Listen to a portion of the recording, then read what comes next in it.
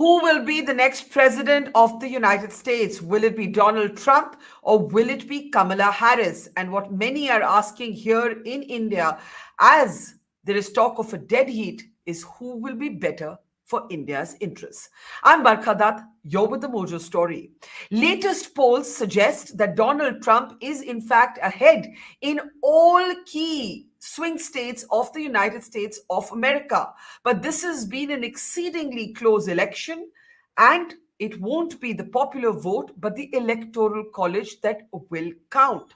It has been one of the most polarizing and divisive elections in recent American history, and now there are only less than a couple of days left before the world discovers who the next American president is.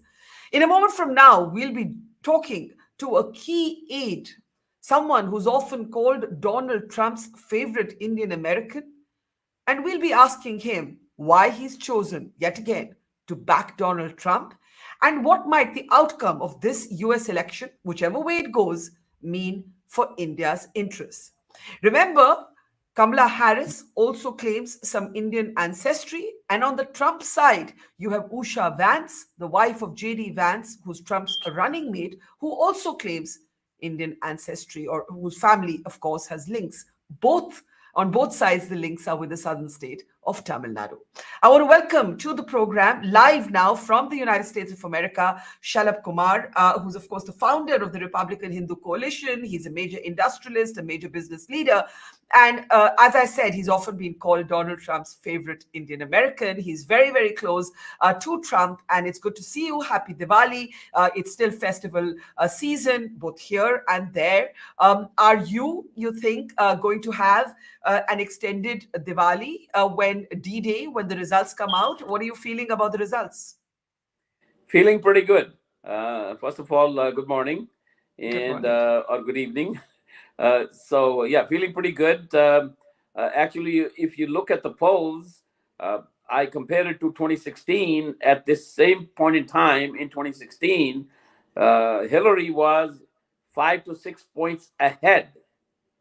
And here, this time, it's either dead even or Trump is ahead a little bit. So it's really a difference of 4 or 5 points. And so we're feeling pretty confident. Our Hindu and Indian American campaign started a little late, but nonetheless, it started after the now very famous tweet by President Trump on October 31st.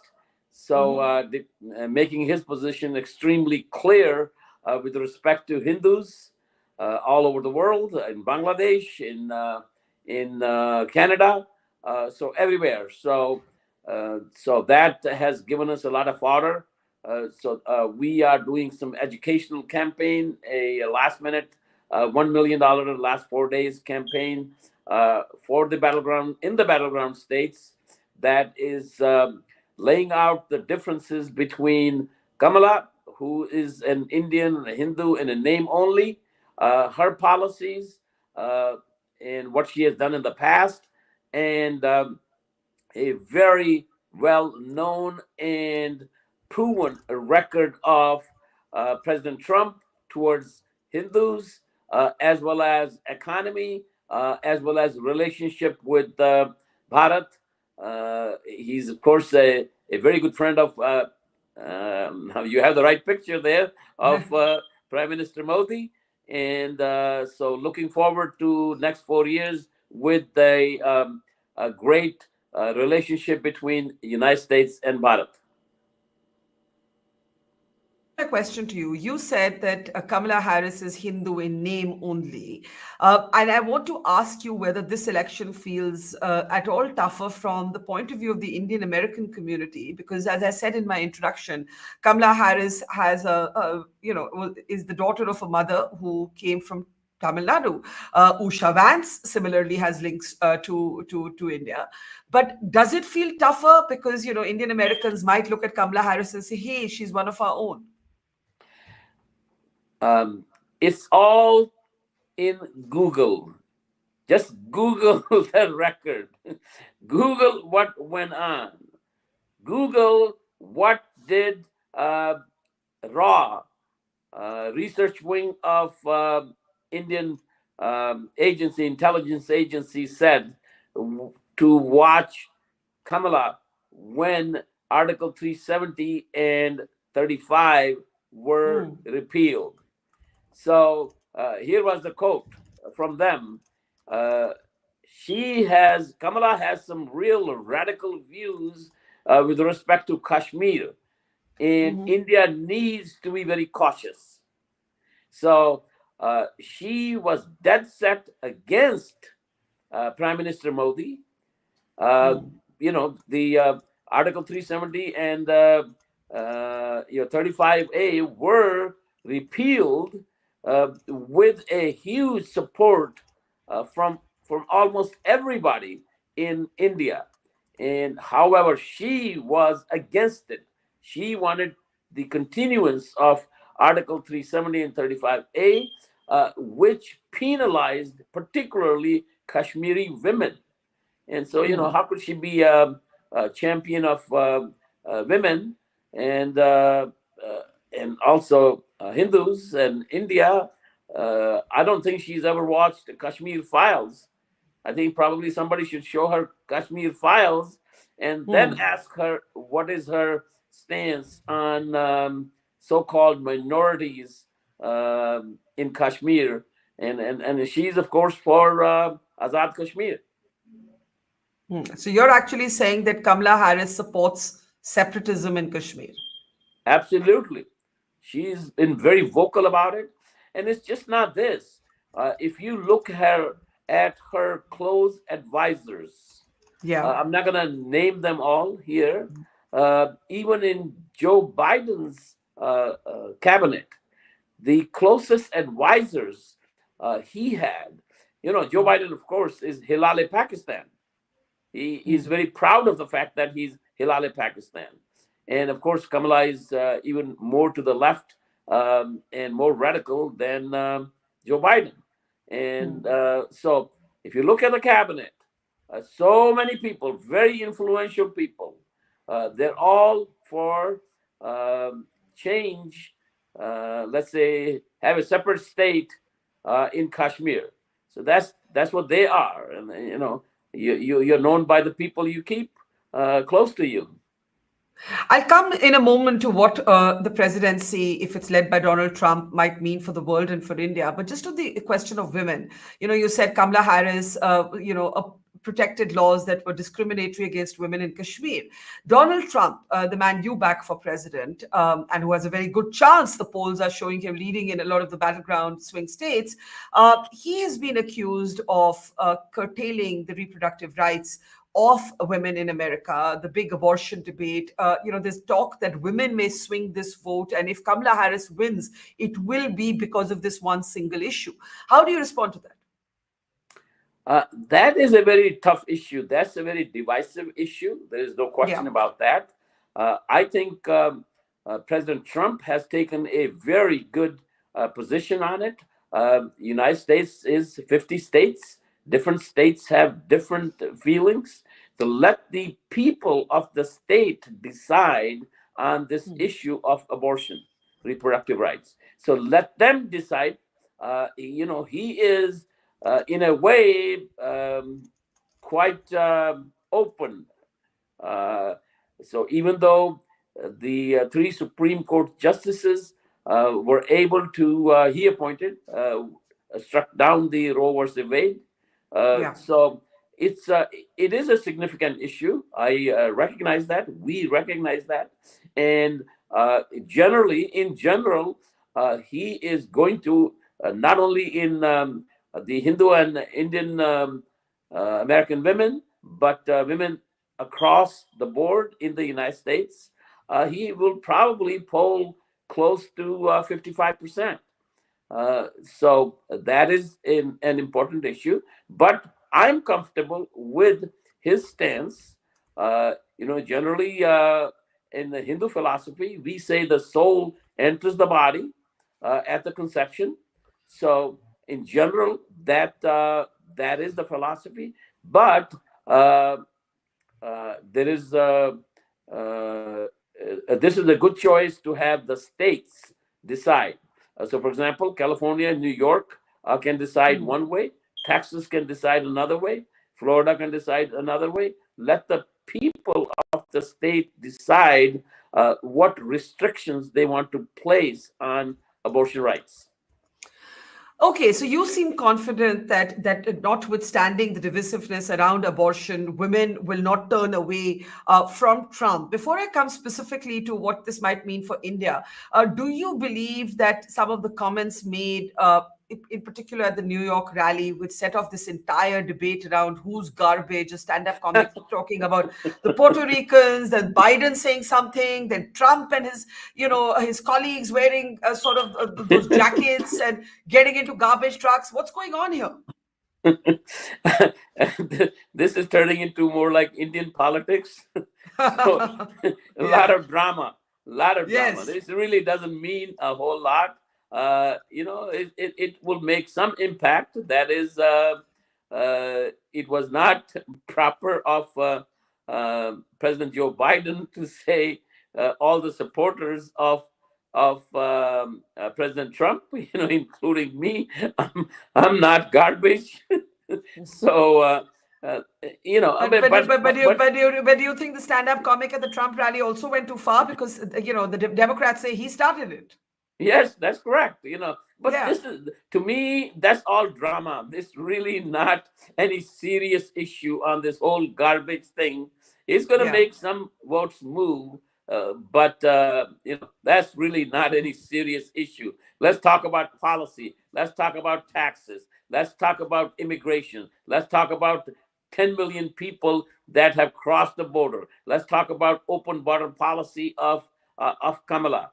That is, we taxpayers have to support those people, 10 million illegals. That's also going to change the trajectory of the demographics of United States in years to come, because ultimately they'll become citizens unless Trump becomes the president and has at least the criminal elements of those removed from the country. So yeah, the rest is all kind of drama. But if you look at it, I also will like to remind on your show to your people, your audience, who Kamala really is. Her Hmm. father was a Marxist, a total Marxist professor, economics professor, totally believing in Marxist theories. Hmm. Her mother, Shamla, she was a communist sympathizer and she was a socialist. We all know what has happened, including India, under socialist economies. Look at what India was from 1947 to 1991. When 1991, the World Bank forced India to adopt the reforms, so it set on a path of free enterprise. So, and then India has changed since then. So people, I actually in our one of our commercials or ads, educational ad, I point out. A lot of the youngsters, people born in the United States from Hindu and Indian American families, they might say, "So what? Socialist? So what?" And I point out, ask your parents how India was in uh, under the socialist economy. I mean, I remember the time when I came to the United States, 1969. But at that time, uh, if you wanted a telephone in your home, you'll have to wait 2 years to get a Hmm. telephone line. Look at what has Now, happened now. Cell no, no, phone no, for everybody. now, of course, the word communist triggers the kind of emotions in the United States of America that it still doesn't in India, though I think India has moved well beyond ever returning to a kind of communist era. But let me ask you this. You said, let's talk about policy. Let's talk about immigration. 5.2 million Indian Americans traditionally used to vote or lean towards the Democrats, mostly because they saw the Dems as being friendlier about allowing people like us to enter the US. Now, do you think there's a contradiction in someone like you, the Indian American, supporting Trump because he's seen as harsher on immigration? How do you respond to that? Well, that's just not a fact. First of all, let me tell you that, like most Indian Americans, Hindu Americans that come to the country. When I came, I was a Democrat. In 1972, I was walking the streets of Chicago in cold winter supporting George McGovern.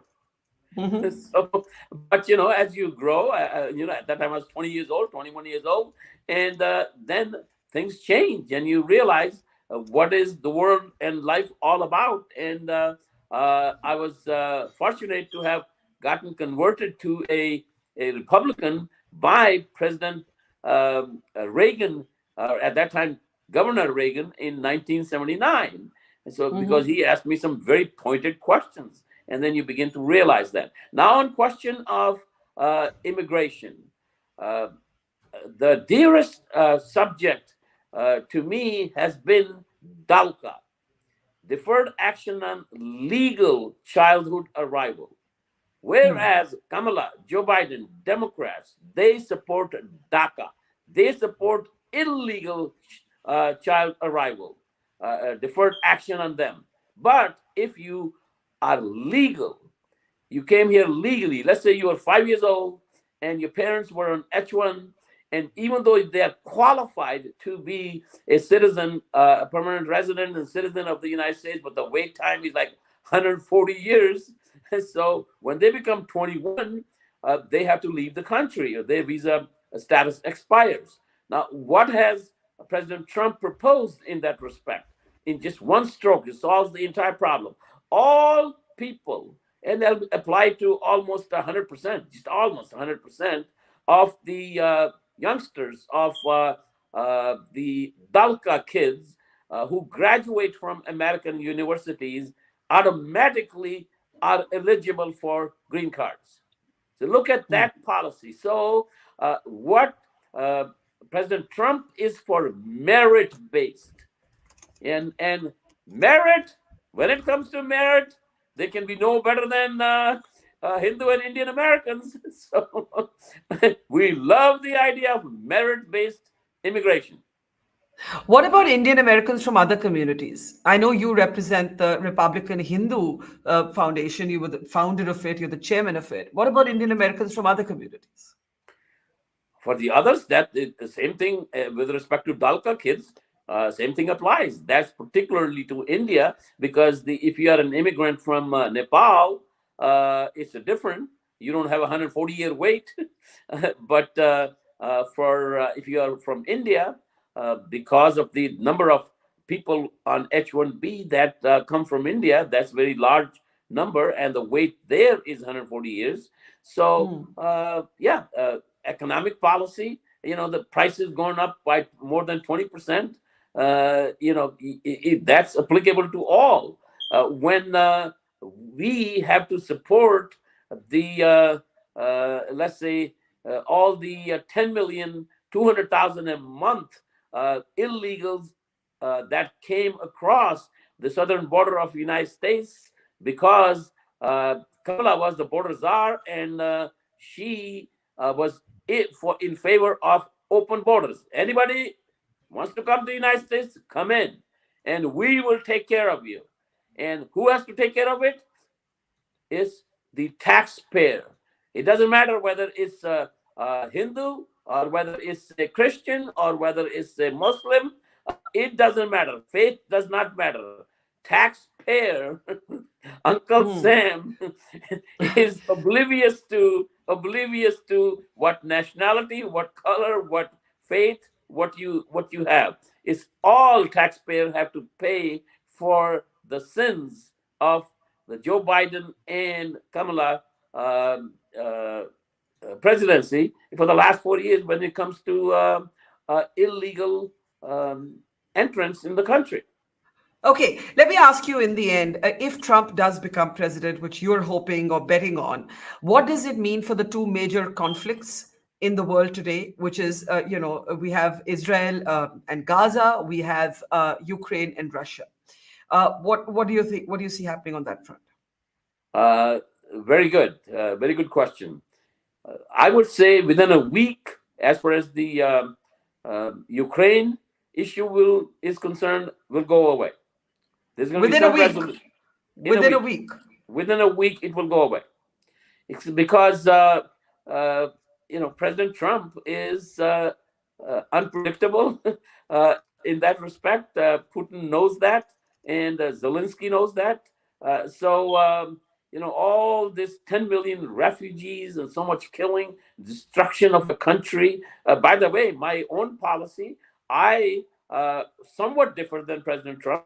I have equated Zelensky to be equal to Maharana Pratap. And Hmm.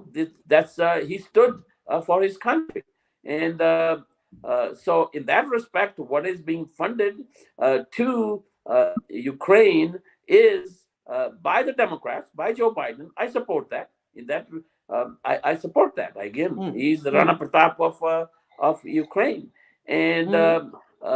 but this would have never started. Look at the 4-year period under President Trump. No war was started because everybody knows President Trump is a tough guy. Don't mess around with him. Now, what will happen in Gaza and Israel? Hmm. He's a big supporter of Israel, just like President Biden, and not Kamala to that extent, but as President Biden is. That will be tougher, but that also Hamas and Hezbollah and Iran. Iran Hmm. is the biggest factor in this. They will very quickly realize, under President Trump, Iran was broke. Hmm. And then Biden freed it all, almost like 200, $300 billion.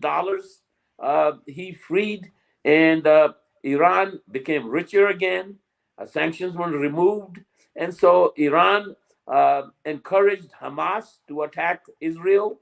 Um, they It also encouraged Iran encouraged Hezbollah to attack Israel. So they will be more worried that both Hezbollah, Hamas, and all that will be more worried. Now, Israel is doing a pretty good job in picking up selective leaders of Hezbollah and Hamas and eliminating them. Uh, Hmm. but uh, President Trump will be even tougher than that. It's just the man himself. The people know how he is, and so I can't predict that it will be over quickly. But a peace treaty between Israel and Hamas and Hezbollah and all that is a lot more probable under President Trump than under Kamala. Interesting. Now, let me ask you in the end, if Donald Trump does not win, right? There's huge debate around this in the United States of America, around election denialism, around 6th January, the last time. What happens? Suppose your guy doesn't win, what happens? Think he'll concede. I think the situation has changed dramatically. 2020 was a COVID year. There was Hmm. too much of absentee ballots. So there was a lot more probability of fraud. This time around, President Trump, even though he is in favor of voting on the same day of election, but early voting has been encouraged in the Republican ranks as well. And the numbers actually are quite encouraging that way. So the probability of January 6th of 2021 is Mhm. very, very low. It's by a factor of 100, I will say, lower, because the Republicans also, President Trump, the Campaign Committee 47, that has engaged tons and tons of lawyers in every state Mhm. where they will challenge any voter fraud. So the likelihood of January 6th of 2020 uh, or 21 is very low. We have one question from an audience member who says, Barkha, more than 10 US presidents, including Trump, have so far been unsuccessful in implementing a two-state solution. He's talking about Israel and Palestine. Why should we believe that Trump will manage it? What do you say to that, to Prasad? Well, the Abraham Accords, they were in the right direction under President Trump and Jared Kushner. There was going to be a bigger peace, more peace in the region, and the President Trump is definitely for two-state solution. Everybody has different ideas. I have different ideas. I've counseled President Trump in my solution for two states that average people there in whether it's a Palestinian, whether it's the West Bank. I mean, I have a lot of friends from there as well. They all want iPhones and iPads and jobs and industry rather than engage in all this useless violence and killing of people. So it's a lot more likely under second presidency of President Trump to have a solution towards this problem than under any other president. Again, President Trump is not a politician. He's a statesman. He's a businessman. So he comes up with very creative solutions. And what we really need in that region is a creative solution. Okay, before we let you go, it's been a dead heat election. Some say it's too close to call. Others say nobody knows what's going to happen. Now, obviously, as a supporter, you're going to say Trump is going to win. But as an analyst, where do you see, what would you be looking out for? You see, as an analyst, again, I'll point out 2016 at this time, a day before the election polls, where Hillary was 5 to 6 points ahead. And here the polling is, let's call it dead even. So as an analyst, I will say it is a lot more, let's say, probability that President Trump will win. And the other thing is the Hindu and Indian vote that does not get counted in any polls. In our last minute campaign, we launched this campaign in since the last 4 days. That is going to move, we believe, at least 200,000 votes, and that's all you need, 200,000 votes of the Hindu and Indian American community in the battleground states, not just the battleground states in general. I'm focused on 3 states, Pennsylvania, Michigan, and Wisconsin. Whosoever gets these states is the President of the United States. So that's what's going to be, that's what we are looking for. That's what we are focused on, our educational campaign activity. All right, Shalabh Kumar, you're a busy man right now. It's critical next 24 hours. We let you go now. We hope to talk to you again very soon. Thanks for your time and take care. Have a great day. Thanks, Barkha. It's always great to talk to you. Always a pleasure, sir. Take care. Thanks. It's great to see you here. Thank you for watching our work. If you haven't subscribed yet, don't forget to click the bell icon and subscribe to Mojo Story and support independent, robust journalism.